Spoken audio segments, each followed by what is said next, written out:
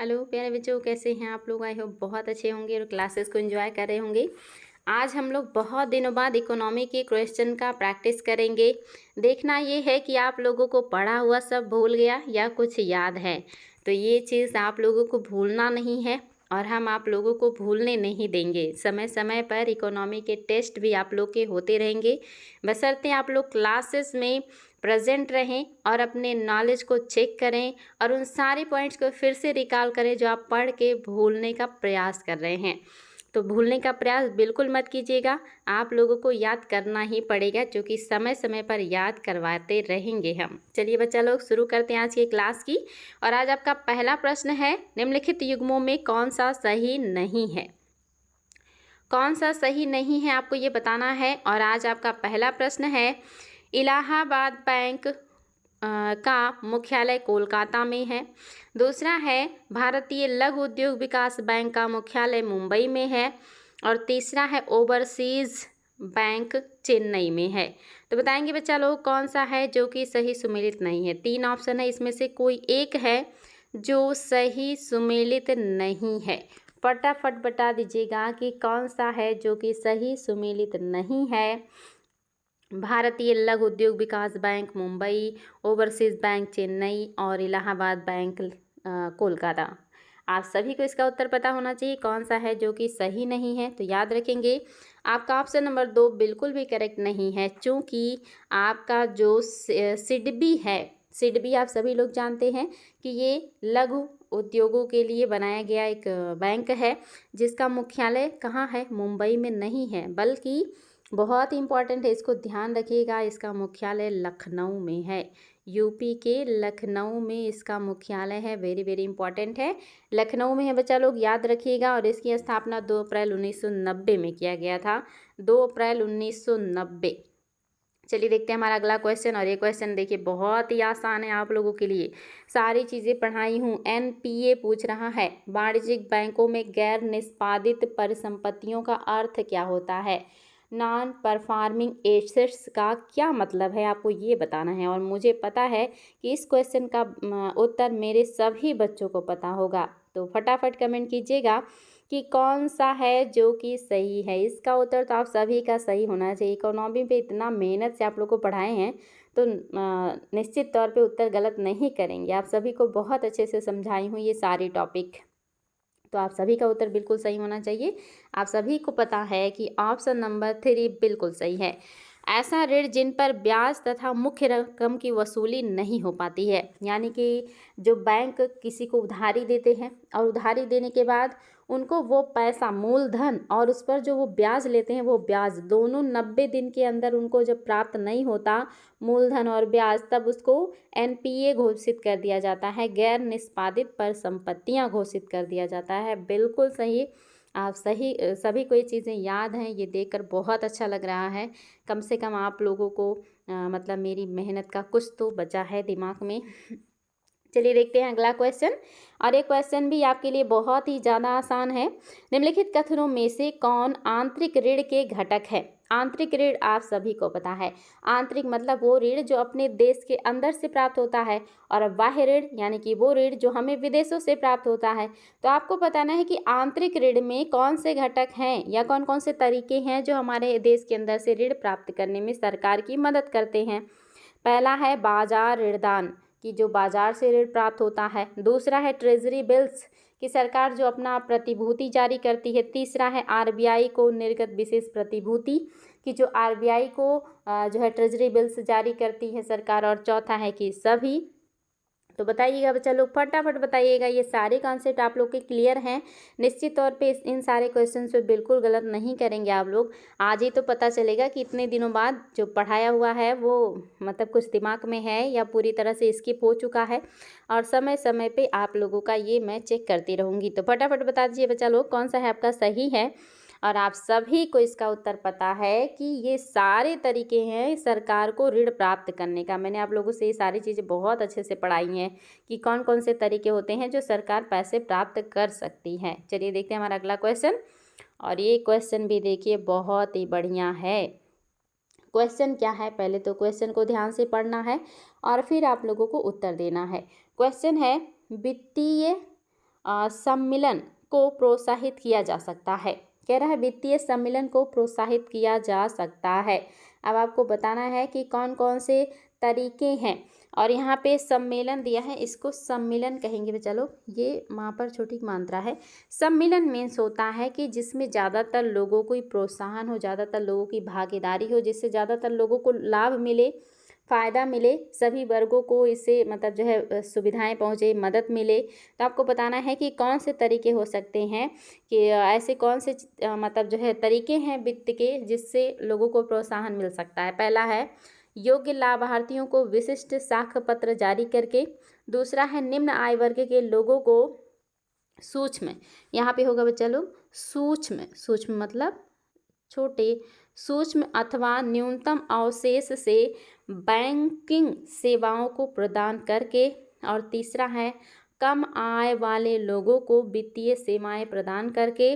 और चौथा है कि उपयुक्त सभी के द्वारा। तो बताएंगे बच्चा लोग कौन सी बातें हैं जो कि आपकी सही हैं, यानी कि कौन कौन से तरीके हैं जिससे कि लोगों को वित्त प्रदान किया जा सकता है, मैक्सिमम लोगों को मदद पहुंचाया जा सकता है। तो निश्चित तौर पे आप लोगों को इसमें कोई डाउट नहीं होना चाहिए कि यहाँ पर लिखी हुई सारी बातें बिल्कुल करेक्ट हैं। योग्य लाभार्थियों को विशेष साख पत्र जारी करके, निम्न आय वर्ग के लोगों को सूक्ष्म अथवा न्यूनतम अवशेष से बैंकिंग सेवाओं को प्रदान करके, और कम आय वाले लोगों को वित्तीय सेवाएं प्रदान करके, ये सारी चीज़ें बिल्कुल करेक्ट हैं। चलिए देखते हैं हमारा अगला क्वेश्चन। निम्नलिखित समितियों में से किसके द्वारा वित्तीय समावेशन पर अपनी संस्तुति दी गई थी? इसमें से कौन सी समिति है जिसने वित्तीय समावेशन पर अपनी संस्तुति दी थी? बहुत इंपॉर्टेंट है बच्चा लोग, फटाफट उत्तर दीजिएगा। राकेश मोहन समिति, सिन्हा समिति, रंगराजन समिति, केलकर समिति। सारी समितियों के बारे में मैंने लिखवाया था कि कौन सी समिति किस क्षेत्र से जुड़ा हुआ है। तो उम्मीद करेंगे कि आप लोगों ने वो सारी चीज़ें रिवाइज की होंगी और आपको याद होगा कि जो समय समय पर वित्तीय समितियां बनाई गई वो कौन कौन से क्षेत्र के लिए गठित की गई थी। तो फटाफट बताएंगे बच्चा लोग कि आपका कौन सा है जो कि सही हो जाएगा। और वित्तीय जो समावेशन की प्रक्रिया होती है, इसका मतलब क्या होता है, यानी कि ऐसी जो है प्रक्रिया जिसके तहत वित्तीय सेवाएं सही समय पर सही अनुपात में ज़्यादातर लोगों को, या जो पिछड़े लोग हैं समाज के, ऐसे लोगों को मदद करना, ये सारी चीज़ें जो है क्या करती हैं, लोगों को मदद करती हैं। और अगर कोई निम्न आय का है, कोई निरक्षर है और बैंक शाखाओं का अभाव है, तो वित्तीय सेवाएं जो हैं या वित्तीय समावेशन सक्सेस नहीं हो सकता। यानी कि अगर आपको वित्तीय समावेशन लाना है, मैक्सिमम लोगों को सही समय पर सही अनुपात में मदद करनी है, तो आपको आय बढ़ाना पड़ेगा, आपको लोगों को साक्षर करना पड़ेगा, आपको बैंक शाखाएं उपलब्ध करानी पड़ेंगी। अगर ये सब चीज़ें नहीं है तो वित्तीय समावेशन में समस्याएं उत्पन्न होंगी। अब आप बताएंगे बच्चा लोग कि वो कौन सी समिति है जो इस बेहतरीन काम के लिए बनाई गई थी कि सही समय पर सही अनुपात में ज़्यादातर लोगों को वित्तीय सेवाएं उपलब्ध कराई। वित्तीय समावेशन का मतलब ये है कि समावेशी जिसमें सभी का खास करके पिछड़े हुए लोगों की बात हो रही है। तो आप सभी को पता हो, इसका उत्तर ऑप्शन नंबर 3 है, रंगराजन समिति। वेरी वेरी इंपॉर्टेंट है बच्चा लोग, ये क्वेश्चन ध्यान दीजिएगा, बहुत ही ज़्यादा इंपॉर्टेंट है और ये यूपीएससी 2014 का क्वेश्चन है।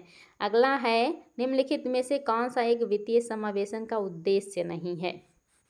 चलिए बढ़िया है, आप समझ गए हैं वित्तीय समावेशन क्या है, कौन सी चीज़ें बाधा उत्पन्न कर सकती हैं, इससे क्या फ़ायदा होगा। तो आपको बताना है कि अगर वित्तीय समावेशन लाना है तो उसका क्या उद्देश्य नहीं होगा। पहला ऑप्शन है गरीब आबादी के लिए वित्तीय सेवाओं का विस्तार करना। दूसरा, कमज़ोर वर्ग की संभावित समृद्धि के द्वारा समृद्धि के द्वार खोलना। तीसरा, बैंकिंग अधोसंरचना को सिकोड़ना। और चौथा है ग्रामीण क्षेत्रों में वित्तीय सेवाओं का प्रसार।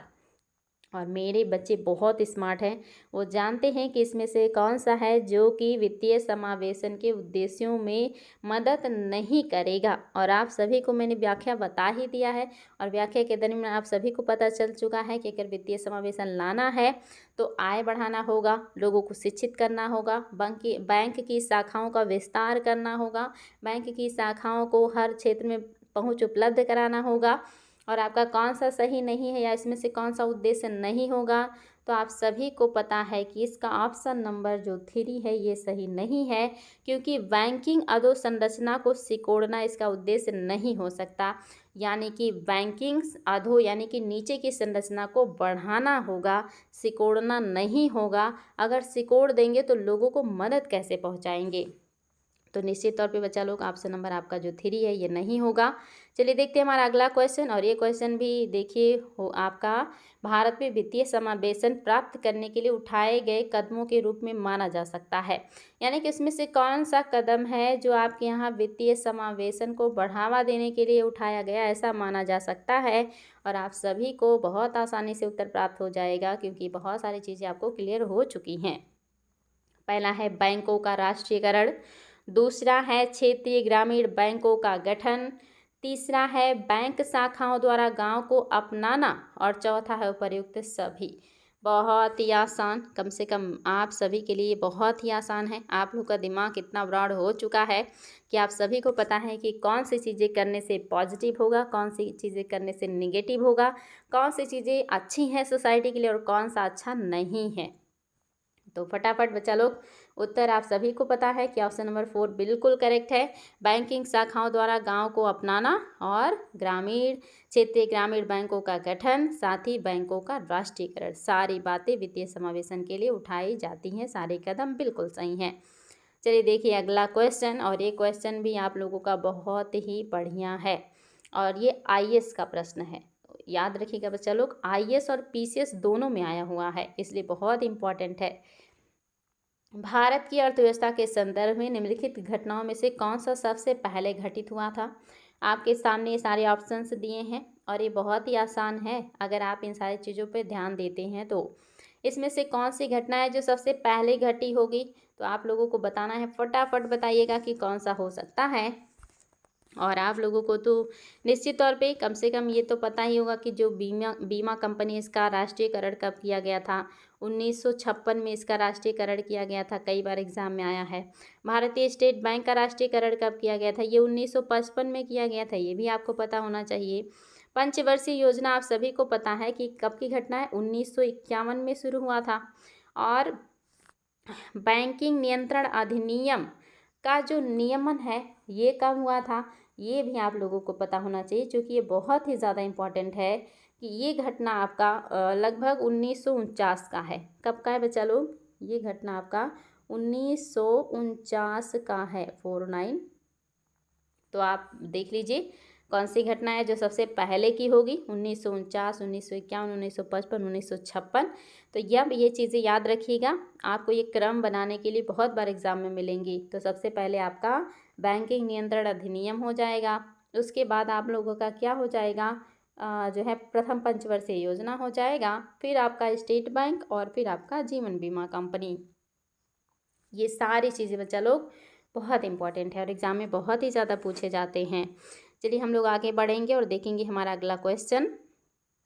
और ये क्वेश्चन भी देखिए, इसमें तो कोई दम ही नहीं है, क्योंकि आप लोगों को ये सारी संरचना मैंने बहुत अच्छे से समझाया है कि अगर ब्याज दर घटाएंगे तो अर्थव्यवस्था पे क्या असर आएगा, अगर ब्याज दर बढ़ाएंगे तो क्या असर आएगा, अगर आरबीआई रेपो रेट बढ़ाएगा तो पूरी अर्थव्यवस्था पे क्या असर आएगा, अगर आरबीआई रिवर्स रेपो रेट बढ़ाएगा तो क्या असर आएगा, सीआरआर बढ़ाएगा तो क्या असर आएगा, एसएलआर बढ़ाएगा तो क्या असर आएगा। सारी चीज़ें बता चुकी हूँ आप लोगों को। तो आप लोगों के दिमाग में वो सारी चीज़ें बिल्कुल क्लियर होनी चाहिए, और इसका उत्तर आप लोगों के लिए बहुत ही आसान है। मुझे पूरा उम्मीद है कि इसका उत्तर आप सभी का सही होगा। किसी अर्थव्यवस्था में यदि ब्याज की दर को घटाया जाता है तो वहाँ क्या होगा?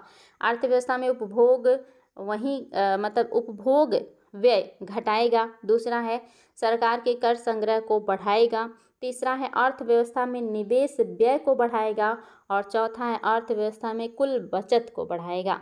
तो फटाफट उत्तर दीजिएगा बच्चा लोग। अगर बैंक लोग अपना ब्याज दर बढ़ा देते हैं तो लोगों को महंगा लोन मिलेगा, और अगर महंगा लोन मिलेगा तो निश्चित तौर पे लोग पैसा कम लेंगे और मार्केट में क्या होगा? पैसे की कमी होगी, और अगर पैसे की कमी होगी तो निश्चित तौर पे क्या होगा? समस्याएं होंगी। और दूसरी बात आप सभी को पता है कि बैंक अपना ब्याज दर कब मतलब जो है घटाते हैं, और जब अगर घटाएंगे तो क्या होगा? अगर बैंक ब्याज दर घटाएंगे तो लोग ज़्यादा लोन लेंगे, ज़्यादा लोन लेंगे तो मार्केट में ज़्यादा पैसा आएगा, ज़्यादा पैसा आएगा तो मुद्रास्फीति आएगी, और मुद्रास्फीति में आप सभी को पता है पैसे की वैल्यू घट जाएगी, वस्तु और सेवाएं महंगी हो जाएंगी। ऐसे में अगर सरकार फैक्ट्री बनाती है, रोड बनाती है, कुछ भी बनाती है, कहीं भी निवेश करती है, तो उसको वस्तुएं और सेवाएं महंगी मिलेंगी, तो निवेश क्या हो जाएगा, महंगा हो जाएगा। यानी कि जो निवेश व्यय है वो सरकार का बढ़ जाएगा। सारी चीज़ें बहुत अच्छे से पढ़ाई हूँ, उम्मीद है कि आप लोगों को अभी भी सारी चीज़ें याद होंगी। चलिए अगला क्वेश्चन, और ये भी बहुत ही आसान है और बहुत ही इम्पॉर्टेंट क्वेश्चन है, कई बार एग्जाम में आया हुआ है, तो निश्चित तौर पे इम्पॉर्टेंट होगा। इकोनॉमी बहुत ही इजी सब्जेक्ट है, बशर्ते उसको कोई अच्छे से पढ़ ले। तो बताइएगा बच्चा लोग, भारत में बैंकों द्वारा प्राथमिक क्षेत्र ऋणदान से तात्पर्य किसको ऋण देने से है।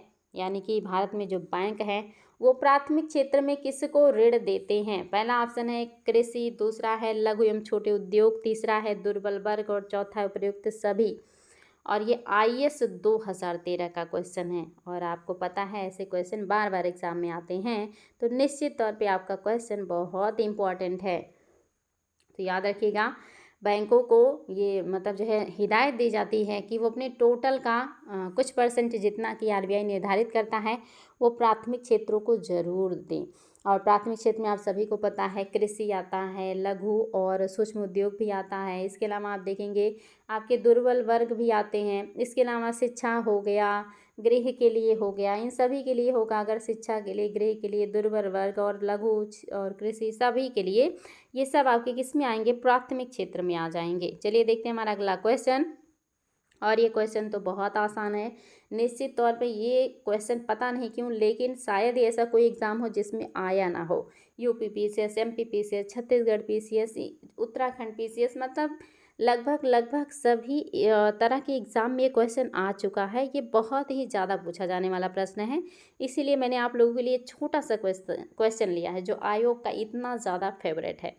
तो बताएंगे भी चलो, भारत में बैंकों का पहली बार राष्ट्रीयकरण कब हुआ था। 1950 में, 1960 में, 1969 में, या 1979 में। गलत मत कीजिएगा, क्योंकि ये बहुत इंपॉर्टेंट है और ये बहुत ज़्यादा एग्जाम में पूछा गया है, इसीलिए मैंने इसको लिया कि आखिर आयोग इसको इतना ज़्यादा क्यों पसंद करता है। तो फटाफट उत्तर दीजिएगा बच्चा लोग, बहुत इंपॉर्टेंट क्वेश्चन है ये, और सभी को ये चीज़ें पता होंगी क्योंकि बहुत ही ज़्यादा पूछा गया क्वेश्चन है। और जाहिर सी बात है, किसी भी एग्ज़ाम की तैयारी कर रहे होंगे तो आपने क्वेश्चन ज़रूर देखा होगा।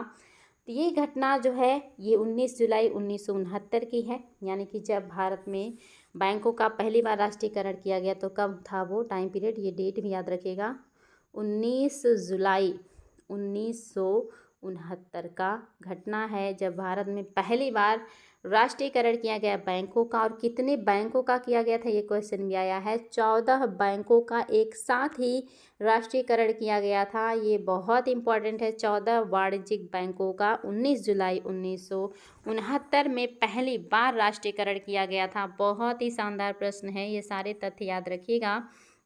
और देखिए अगला क्वेश्चन, कह रहा निम्नलिखित को कालानुक्रम के आधार पर व्यवस्थित कीजिए।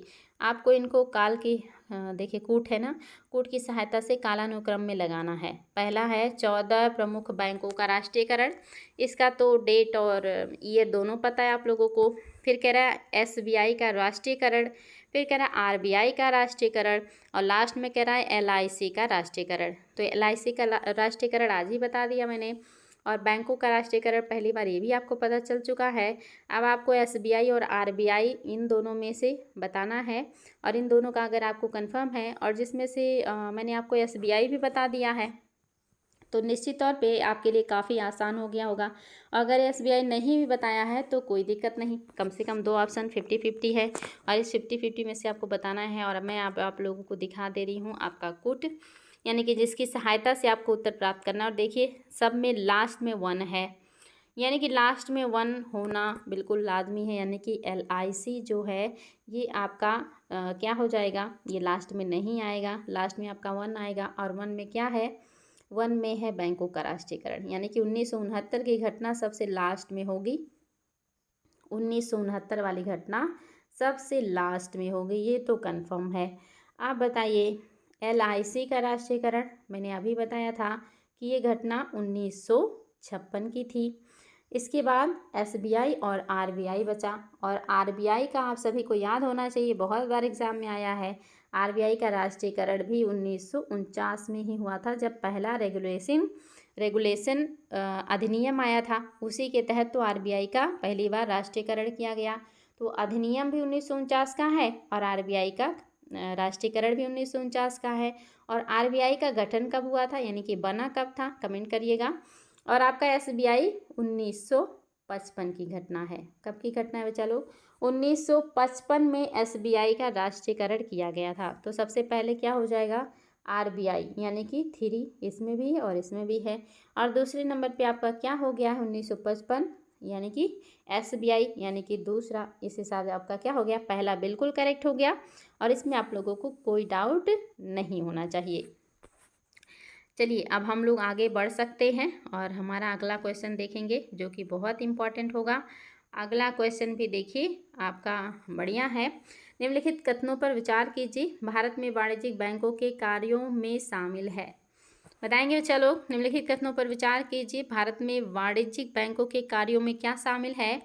पहला है ग्राहकों की ओर से शेयरों एवं प्रतिभूतियों की खरीद और बिक्री। दूसरा है वसीयतों के लिए निष्पादन तथा न्यासी के रूप में कार्य करना। और तीसरा है कि उपर्युक्त सभी। 3 ही ऑप्शन है आपके सामने, और आपको सीधा बता देना है कि भारत में वाणिज्यिक बैंकों के कार्यों में क्या शामिल है। क्या ग्राहकों की ओर से शेयर और प्रतिभूतियां ये खरीदता है और बेचता है। क्या ये वसीयतों के लिए निष्पादन और न्यासी के रूप में कार्य करता है, यानी कि अगर आप उसके पास अपनी वसीयत, अपनी संपत्ति रखते हैं, तो क्या उसको ये देख रेख करता है। तो आपको बताना भी चलो, और ये आपके लिए काफ़ी आसान हो चुका है, क्योंकि आप सभी को इसका उत्तर पता होगा, कॉमन सेंस का हो चुका है, क्योंकि तीसरा ऑप्शन लगभग इसको क्या कर रहा है, आसान कर दिया। यानी कि दोनों बातें बिल्कुल सही है, ग्राहकों की ओर से शेयर और प्रतिभूतियां खरीदता भी है और बेचता भी है। आप सभी को पता है कि ये ज़्यादातर प्रतिभूतियां SLR जो है, SLR को प्रतिभूतियों के रूप में ज़्यादातर रखना पसंद करता है, क्योंकि उसमें पैसे बढ़ते हैं। और दूसरा भी सही है, यानी कि तीसरा आपका दोनों बातें बिल्कुल करेक्ट हैं। चलिए देखते हैं हमारा अगला क्वेश्चन, और इसमें भी आपको बताना कौन सा कथन है जो कि सही है। सही कथन बताना है। पहला कह रहा है गोरवाला समिति की संस्तुति के फलस्वरूप भारतीय स्टेट बैंक की स्थापना हुई। क्या ये बात सही है? दूसरा कह रहा है कि 6 वाणिज्यिक बैंकों का राष्ट्रीयकरण 15 अप्रैल 1980 में हुआ था। और तीसरा कह रहा है कि दोनों बातें करेक्ट हैं। अब बताएंगे बच्चा लोग क्या बात है जो कि सही है, और आपके लिए बहुत इंपॉर्टेंट है।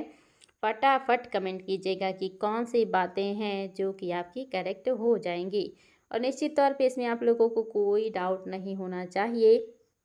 आप सभी को पता हो, ये गोरवाला समिति बहुत इम्पॉर्टेंट है। गोरवाला समिति के ही अनुशंसा पर या उसी के रिकमेंडेशन पर जो इम्पीरियल बैंक था, उसके साथ कुछ और बैंकों को मर्ज करने के बाद आपका जो स्टेट बैंक ऑफ इंडिया है, इसकी स्थापना किया गया था। ये पहले इम्पीरियल बैंक के नाम से जाना जाता था, उसी में और बैंकों को मिला के स्टेट बैंक ऑफ इंडिया का गठन किया गया, स्टेट बैंक ऑफ इंडिया बनाया गया था। याद रखिएगा, ये बहुत ही ज़्यादा इम्पॉर्टेंट है, और किसकी संस्तुति पे है ये भी याद रखिएगा। और दूसरा भी आपका सही है कि 15 अप्रैल 1980 को जो है 6 और बैंकों का राष्ट्रीयकरण कर दिया गया था। ये दोनों ईयर याद रखेंगे बच्चा लोग। पहली बार जो राष्ट्रीयकरण हुआ वो मैंने आप लोगों को बताया है कि वो घटना 1969 की है, और दूसरी बार जो राष्ट्रीयकरण किया गया ये कब है? 15 अप्रैल 1980 का। तो दोनों बातें याद रखेंगे, जो कि ये बहुत ही ज़्यादा एग्जाम में पूछे गए हैं और ये बहुत इंपॉर्टेंट है। यानी कि दोनों बातें बिल्कुल करेक्ट हैं और आपके लिए काफ़ी आसान हो गया है। अगला क्वेश्चन देखिए, निम्नलिखित में से कौन सी एक वाणिज्यिक बैंक की परिसंपत्ति है? यहाँ पे आप लोग थोड़ा कंफ्यूज होंगे, दिमाग थोड़ा लगाइएगा, क्योंकि ये क्वेश्चन आपका इतना आसान नहीं है और ये आपके लिए बहुत ही इम्पॉर्टेंट है। अब आपको बताना है कि इसमें से कौन सा है जो कि आपका वाणिज्यिक बैंक की परिसंपत्ति है। पहला ऑप्शन है किसानों को साख, यानी कि किसानों को पैसे उपलब्ध कराना। दूसरा है जनता की जमा, और तीसरा है भारतीय रिजर्व बैंक से ऋण, और चौथा है उद्योगों की मांग जमा। तो बताएंगे बच्चा लोग, इसमें आप लोग को थोड़ा विचार करना पड़ेगा। अभी तक के क्वेश्चन आपके लिए काफ़ी आसान थे, लेकिन आज ये क्वेश्चन आपको थोड़ा उलझा सकता है कि कौन सा है जो वाणिज्यिक बैंक की परिसंपत्ति है, यानी कि उसका अपना पैसा है, उस पर उसका पूरा अधिकार है, यानी कि वो उसका है। तो बताएंगे शुद्ध रूप से कौन सा है जो कि वाणिज्यिक बैंक का पैसा है या उसकी संपत्ति है। क्या किसानों को दिया गया पैसा है, या जनता ने जो उसके पास जमा किया है, या भारतीय रिजर्व बैंक से जो उसने ऋण लिया है, या जो उद्योगपति जो अपना मांग जमा करते रहते हैं, ये आपका बताएंगे, मतलब जो निकालते हैं और जमा करते हैं। तो बताएंगे बच्चा लोग कौन सा है जो शुद्ध रूप से वाणिज्यिक बैंक की परिसंपत्ति है। कॉमन सेंस का है और आप सभी को इसका उत्तर पता होना चाहिए। ऑप्शन नंबर फर्स्ट बिल्कुल सही है। कहना है कि कौन सा है जो वाणिज्यिक बैंक की परिसंपत्ति है। किसानों को जो पैसा देगा बैंक, वो तो बैंक का है ना शुद्ध रूप से। जनता ने जो जमा किया वो बैंक का थोड़ी है, वो तो सिर्फ उसका रखवाला है, उसका बस सुरक्षा कर रहा है, उसको वापस देना पड़ेगा ना जनता को। तो कहाँ सर उसकी अपनी संपत्ति नहीं है। और अगर रिजर्व बैंक से उधार लिया तो क्या रिजर्व बैंक वापस नहीं मांगेगा। आप सभी को पता है कि वो 60 टर्म के लिए ऋण रेपो रेट पे देता है, लॉन्ग टर्म के लिए ऋण बैंक दर पे देता है। इसके अलावा वो फ्री में किसी को पैसे नहीं देता, उसको ऋण लेता है और निश्चित समय पे उसको वापस भी करना पड़ता है। तो ये भी बैंक का अपना परिसंपत्ति नहीं है। उधार लिया हुआ कभी अपना होता है? बिल्कुल नहीं, बदले में उस पर ब्याज भी देना पड़ता है। और उद्योग वाले उधार ले जाएंगे, जमा करेंगे, इनका काम ही है। तो ये आप जो शुद्ध रूप से है वो क्या है, जो किसानों को पैसा दिया है बैंक ने, वो बैंक का पैसा है, वो उसकी अपनी संपत्ति है। ये सबसे सही आंसर है। चलिए देखते हैं अगला क्वेश्चन। और ये क्वेश्चन भी आपको थोड़ा सा कंफ्यूज कर सकता है, क्योंकि आईएएस का है तो निश्चित तौर पे थोड़ा कंफ्यूज करेगा ही। भारत में राष्ट्रीय आवास बैंक, राष्ट्रीय यानी कि नेशनल, आवास यानी कि housing bank, national housing bank निम्नलिखित में से किस एक पूर्ण स्वामित्व वाली अनुषंगी के रूप में स्थापित हुआ है। इसमें कह रहा है कि जो नेशनल हाउसिंग बैंक है ये किसका अनुषंगी मतलब होता है, समनुषंगी, यानी कि किसके समान या किसके एक तरीके से कहे कि उसके पूरक के रूप में, कौन सा मतलब किसके पूरक के रूप में ये बैंक बनाया गया है। बस क्वेश्चन समझ लीजिए, आईएएस का क्वेश्चन थोड़ा सा उलझाने वाला रहता है, तो उलझना नहीं है बच्चा लोग। सीधे आपको बताना है कि नेशनल हाउसिंग जो बैंक है इसको किसके पूरक के रूप में बनाया गया है। पहला ऑप्शन है भारतीय स्टेट बैंक, दूसरा है भारतीय आरबीआई, और फिर तीसरा है आपका भारतीय जीवन बीमा, और चौथा आईसीआईसीआई बैंक, यानी कि ये चौथा ऑप्शन है। आईसीआईसीआई बैंक जो है ये आपका चौथा ऑप्शन है। तो बताएंगे बच्चा लोग, ये आपके लिए थोड़ा सा टफ हो सकता है, या हो सकता है आपके लिए न्यू भी हो ये, तो याद रखेंगे बहुत इंपॉर्टेंट है। जो हाउसिंग बैंक ऑफ इंडिया है इसको किसके समनुषंगी बनाया गया है, तो ये आरबीआई के बनाया गया है बच्चा लोग। ऑप्शन नंबर 2 करेक्ट है, आरबीआई के समानुषंगी बनाया गया है। इसी को मतलब जो है आधार बना के इसी के पूरक के रूप में बनाया गया है जो है नेशनल हाउसिंग बैंक, याद रखिएगा इंपॉर्टेंट है। अगला क्वेश्चन, और ये क्वेश्चन भी आपके लिए नया हो सकता है, लेकिन ये क्वेश्चन बहुत इंपॉर्टेंट है। कह रहा समाचारों में आने वाला बेसल समझौता या बेसल समझौता या सरल शब्दों में बेसल तृतीय क्या है। समाचारों में अगर बेसल समझौता आता है या बेसल थर्ड आता है तो इसका क्या मतलब है। पहला है जैव विविधता के संरक्षण और धारणीय उपयोग के लिए राष्ट्रीय आय नीतियाँ विकसित करने का प्रयास करना। आई थिंक ये क्वेश्चन मैं करवा चुकी हूँ। दूसरा है बैंकिंग क्षेत्रों के वित्तीय और आर्थिक दबाव का सामना करने के सामर्थ्य को उन्नत करने तथा जोखिम प्रबंधन को उन्नत करने का प्रयास करना। तीसरा है ग्रीन हाउस गैस उत्सर्जन को कम करने का प्रयास करना है, किंतु विकसित देशों पर अपेक्षाकृत भारी बोझ रखता है। और चौथा है विकसित देशों से निर्धन देशों को प्रौद्योगिकी के अंतरण का प्रयास करता है ताकि वो प्रशीतन के, यहाँ पे क्या बोल रहा है, यहाँ पे कह रहा है ताकि वो प्रशीतन के मतलब जो हानिकारक मतलब पदार्थ निकलते ना, प्रशीतन क्लोरोफ्लोरो CFC वगैरह, हाँ यहाँ पे दिया है, को प्रयुक्त होने वाली क्लोरोफ्लोरोकार्बन के स्थान पर हानि रहित रसायनों का प्रयोग कर सके। तो आपको बताना है कि ये बेसल थर्ड क्या है। याद रखेंगे बच्चा, इकोनॉमी का है चैप्टर। अब इसमें यहाँ पे इतनी सारी चीज़ें दे रहा है और वो भी जैव विविधता और पता नहीं क्या क्या। तो निश्चित तौर पे ये इकोनॉमी का है तो इकोनॉमी के क्षेत्र से होगा। आईएएस का प्रश्न है तो निश्चित तौर पे इतना आसान तो होगा नहीं, थोड़ा तो उलझाएगा ही, लेकिन कॉमन सेंस लगाइए। ये ग्रीन हाउस गैस, ये जैव विविधता, ये विकसित देश मतलब ये सीएफसी, ये सब इकोनॉमी में कहाँ आ गया। इकोनॉमी में इन सब का कोई मतलब ही नहीं है। तो आपका ऑप्शन नंबर 2 बिल्कुल करेक्ट है। बैंकिंग क्षेत्रों के वित्तीय और आर्थिक दबाव का सामना करने के सामर्थ्य को उन्नत करने तथा जोखिम प्रबंधन को उन्नत करने का प्रयास करता है। यानी कि जो बेसल थर्ड है ये सोचता है या ये चाहता है कि जो बैंक हैं वो वित्तीय और आर्थिक क्षेत्र में अपने आप को डेवलप कर सके, उसके ऊपर दबाव ना हो, बोझ ना हो, वो सामर्थ्यवान हो और जोखिम से क्या हो, बचा रहे। यानी कि वित्तीय समावेशन हो, उसके पास उसका पैसा हो, वो अपने आप पे मजबूत हो, अपने पैरों पे खड़ा हो, उसकी स्थिति अच्छी हो, सामर्थ्यवान हो, उन्नत हो। ऐसा कौन करता है, बेसल। लीजिए फिर आ गया बेसल, और ये बेसल सेकंड है, वो बेसल थर्ड था। कह रहा है बेसल द्वितीय निम्नलिखित में से किससे संबंधित है। पहला है नगर विमानन में सुरक्षा की अंतर्राष्ट्रीय मानकों से साइबर अपराधों के प्रतिकूल उपायों से। दूसरा, खिलाड़ियों द्वारा नशीले पदार्थों के दुरुपयोग के प्रतिकूल उपाय से। तीसरा, कह रहा है कि किसी बैंक की पूंजी की पर्याप्तता के माप के लिए अंतर्राष्ट्रीय मानकों से। तो बताएंगे बच्चा लोग कि बेसल द्वितीय क्या है। और आप देख रहे हैं नाम से पता ही चल रहा है, किसी का अगर फर्स्ट सेकंड थर्ड फोर्थ आ रहा है तो अलग अलग जनरेशन में अलग अलग बातें आ रही है, लेकिन मोटिव तो एक ही है। मोटिव तो एक ही है ना, बैंकों की पूंजी की पर्याप्तता के मापन के लिए कि बैंकों की स्थिति क्या है, वो मजबूती की स्थिति में है या नहीं, वो स्वतंत्र है या नहीं, वित्तीय स्थिति कैसी है, यही है। चाहे बेसल फर्स्ट हो, सेकंड हो, थर्ड हो, ये बैंकिंग से जुड़े हैं। ये खिलाड़ियों का इकोनॉमी में क्या लेना देना है, साइबर से कोई लेना देना ही नहीं है। विमानन या हवाई जहाज़ वगैरह का कोई मतलब ही नहीं है। आपका क्या है, बैंकिंग से जुड़ी हुई बातें चल रही हैं यहाँ पे। चलिए अगला क्वेश्चन भी देखिए कितना आसान है, और ये तो आप लोग बिल्कुल भी गलत नहीं करेंगे। भारत में सभी राष्ट्रीयकृत वाणिज्यिक बैंकों में बचत खातों पर दी जाने वाली ब्याज दरें किसके द्वारा निर्धारित की जाती हैं।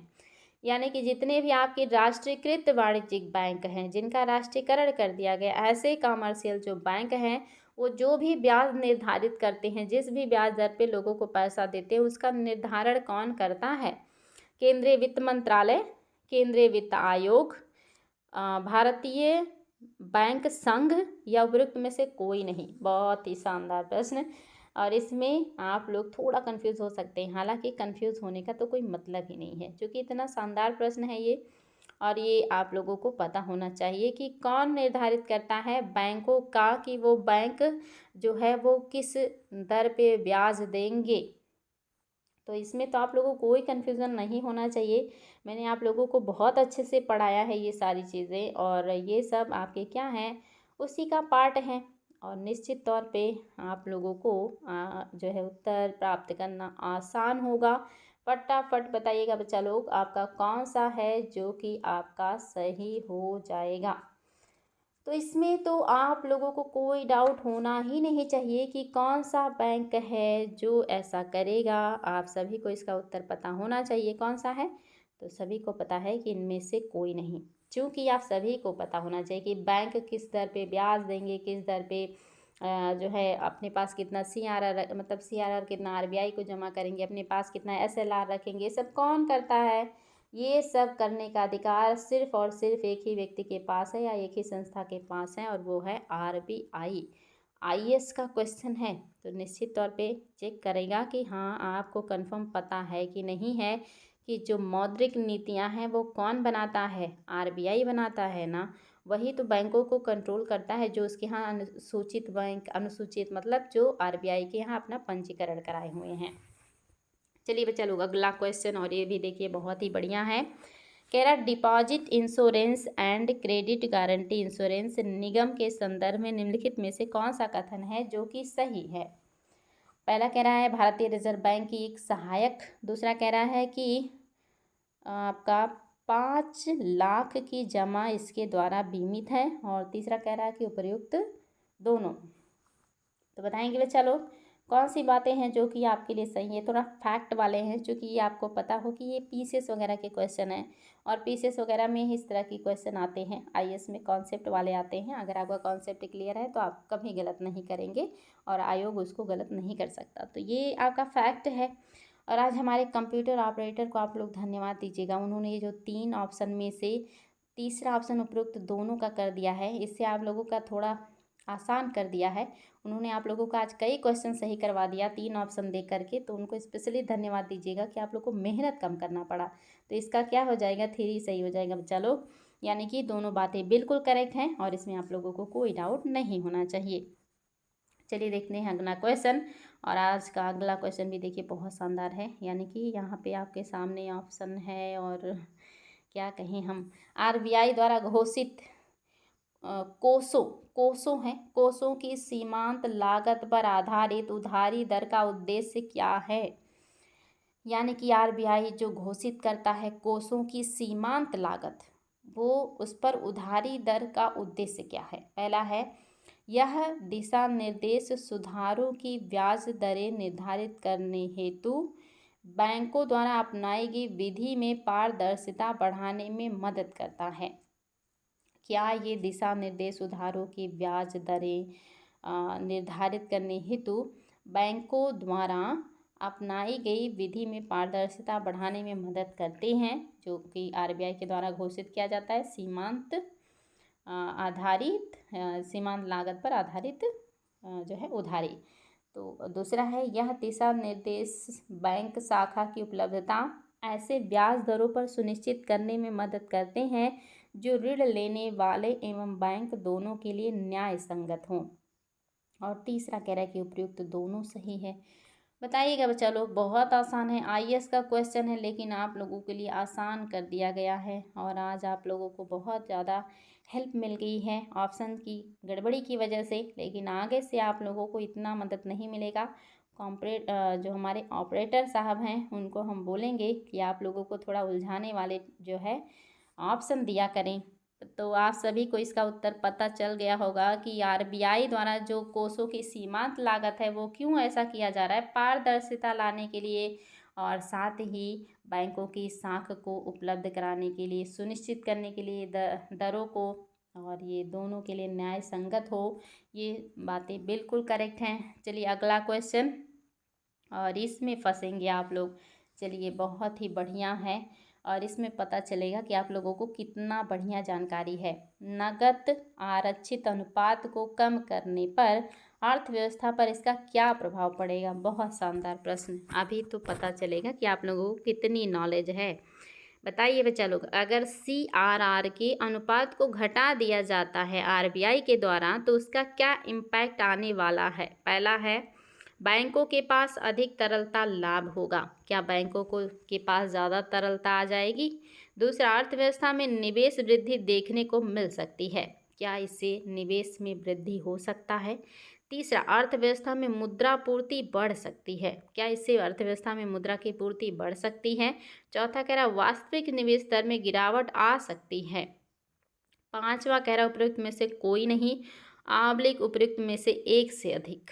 आप बताएंगे बच्चा लोग कि क्या होगा अगर सीआरआर के अनुपात को बढ़ा देती है आरबीआई। और आप सभी को बहुत अच्छे से समझाई हूँ कि अगर सीआरआर को बढ़ाएगा आरबीआई तो सीधा मतलब कैसे कैसे इम्पैक्ट आएगा अर्थव्यवस्था पे, और अगर घटाएगा तो क्या इम्पैक्ट बैंकों पर और अर्थव्यवस्था पे आएगा। उम्मीद करेंगे कि याद होगा आपको सारी बातें और आप बहुत आसानी से इसका उत्तर बता सकते हैं, क्योंकि आप सभी को मैंने बहुत अच्छे से पढ़ाया है। तो बताइए बच्चा लोग, फटाफट कमेंट कीजिए कि आपका कौन सा है जो कि सही हो जाएगा।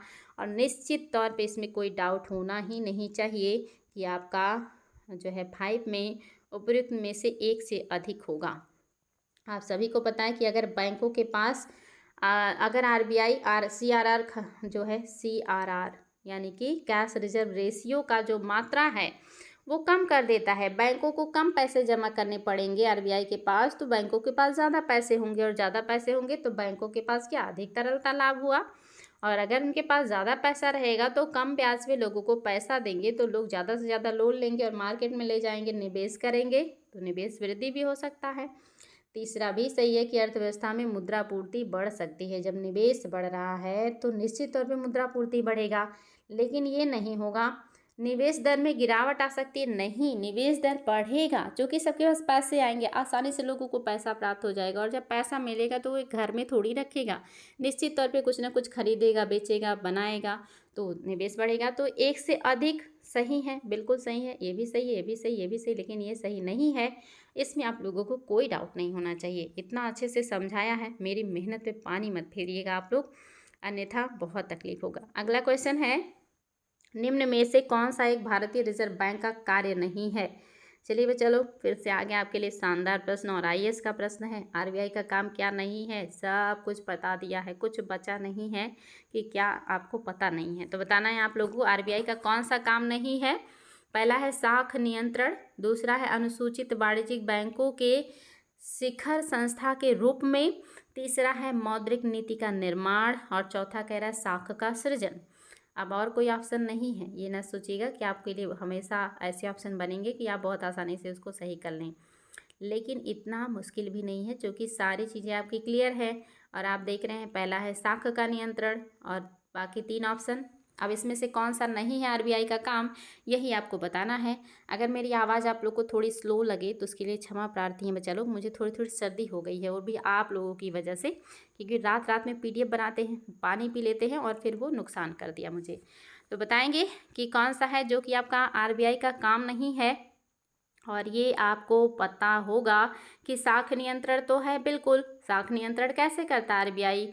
रेपो रेट बढ़ा के, रिवर्स रेपो रेट बढ़ा के, बैंक दर बढ़ा के, सीआरआर बढ़ा के, एसएलआर बढ़ा के, ये सब साख नियंत्रण का काम करते हैं। और दूसरा भी सही है कि जितनी बैंक उसके यहाँ रजिस्टर्ड होते हैं, उन सब की शिखर संस्था है, सर्वोच्च संस्था है, बैंकों का बैंक है ये। और मौद्रिक नीतियों का निर्माण यही तो करता है, और बाकी राजकोषीय नीति का निर्माण सरकार करती है, लेकिन साख सृजन नहीं करता, ये लोगों को पैसे नहीं देता है। ये आपका क्या हो गया, यही सही नहीं है। बाकी सारी चीज़ें करता आरबीआई, साख का सृजन नहीं करता है। साख सृजन को बढ़ावा दे सकता है, साख सृजन को कम करवा सकता है, अपनी नीतियों से बढ़ा सकता है, कम करा सकता है, लेकिन खुद नहीं करता। अगला क्वेश्चन है, निम्नलिखित में से कौन सा एक भारतीय रिजर्व बैंक का कार्य नहीं है? Wow, very nice. देखिए आपके पास इतने ही ऑप्शन हैं, और इसी में से कोई एक काम है जो कि आपकी आरबीआई नहीं करती है। पहला है करेंसी का नियमन, दूसरा है विदेशी व्यापार का नियमन, तीसरा है साख का नियमन, और चौथा है देश के विदेशी विनियमन में कोषों की रखवाली एवं प्रबंधन। तो बताएंगे बच्चा लोग कि कौन सा है जो कि आरबीआई का वर्क नहीं है, और आप लोगों को फटाफट उत्तर दे देना है, क्योंकि ये क्वेश्चन भी आपके लिए बहुत ही शानदार है और आईएएस का प्रश्न है, तो निश्चित तौर पे आप लोगों के लिए क्वेश्चन इम्पॉर्टेंट ही होगा। तो उम्मीद करेंगे कि आप लोग सही उत्तर तक पहुंच पाए होंगे कि आपका क्या है कि जो सही नहीं है, और आप सभी को इसका उत्तर पता होना चाहिए कि विदेशी व्यापार का नियमन नहीं करता है, करेंसी का नियमन करता है, बिल्कुल सही है। साख का नियमन यानी कि साख बढ़ाना, साख घटाना, ये कंट्रोल करता है कि बैंक साख का, बैंक उनका बढ़ाएंगे साख, और कैसे बैंकों का साख नियंत्रित करना, ये सब आरबीआई करता है।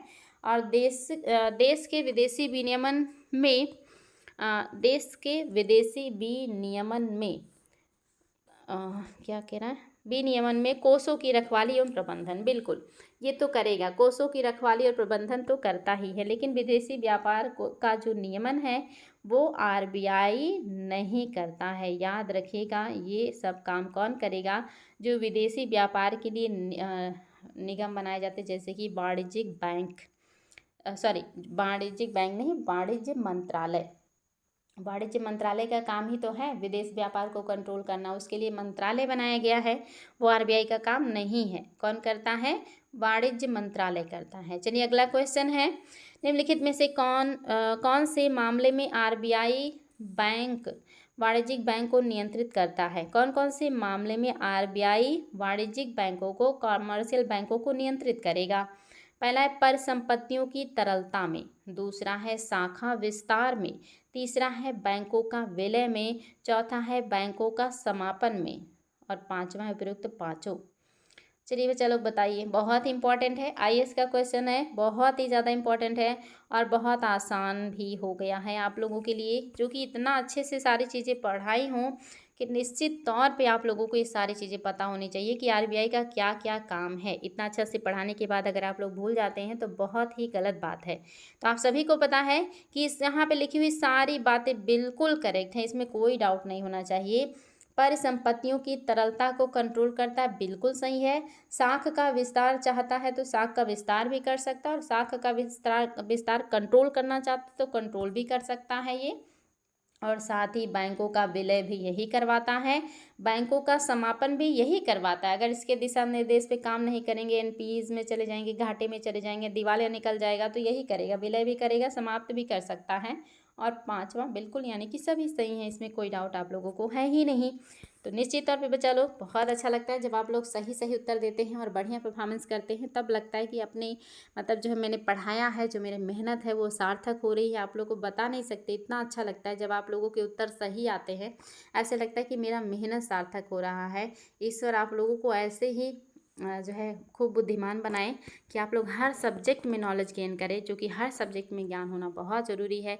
कोई भी सब्जेक्ट हम छोड़ नहीं सकते और जितना ज़्यादा सब्जेक्ट पढ़ेंगे, जितना ज़्यादा हर सब्जेक्ट में नॉलेज होगा, उतना ही कॉन्फिडेंस आएगा, उतने ही मल्टी टैलेंटेड पर्सन होंगे आप। इसलिए किसी भी सब्जेक्ट को इग्नोर नहीं करना है। हिस्ट्री, ज्योग्राफी, पॉलिटी, इकोनॉमी, ये चार जीएस के सबसे बड़े पोर्शन के सब्जेक्ट हैं, इनको तो बिल्कुल इग्नोर नहीं करना है। इन चारों में तो आप लोगों को बहुत अच्छी कमांड होनी चाहिए और इसके अलावा बाकी सब्जेक्ट को भी ध्यान देते रहिएगा, क्योंकि आयोग अब मल्टी टैलेंटेड बच्चों को चाहता है। कोई एक सब्जेक्ट पे पीएचडी नहीं करना है। खूब मेहनत कीजिए बच्चा लोग, आप लोगों का प्यार और साथ ईश्वर हमेशा बनाए रखे और हमेशा जो है आप लोग मेहनत करते रहें। निश्चित तौर पे एक दिन सफलता आप लोग के कदम छुएगी और उस दिन का इंतज़ार रहेगा हमें। आज के लिए इतना ही, फिर हम लोग मिलेंगे अगले दिन और भी शानदार क्वेश्चन के साथ और मैं आप लोगों का रिवीजन करवाती रहूँगी, आप लोग भी मेहनत करते रहिए। थैंक यू बच्चा लोग, thank you thank you thank you so much.